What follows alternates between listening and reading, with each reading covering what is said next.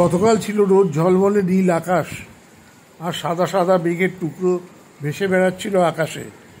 কিন্তু আজকে কিন্তু একদম অন্যরকম। আবার সেই মেঘের ঘটা কালো মেঘে আকাশ ভরে গেছে। এই খানিকক্ষণ আগে বেশ সুন্দর বৃষ্টি হলো।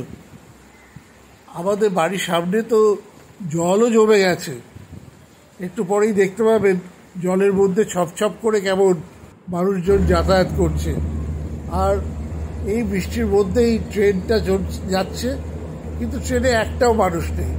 এই ট্রেনটা যে কেন এত ঘন চলে তাও বুঝতে পারি না, কারণ সেরকম লোক কিন্তু এই ট্রেন অ্যাটলিস্ট এই সল্টলেক সেক্টরে সেরকম লোক চলে না।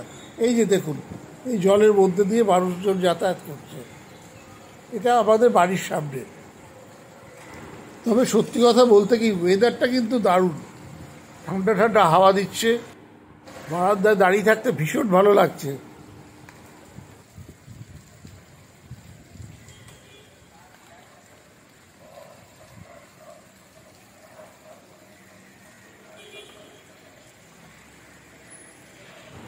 আমি তো সুযোগ পেলেই বৃষ্টিতে ভিজতে চেষ্টা করি, তবে আজকে আর বৃষ্টিতে ভিজলাম না।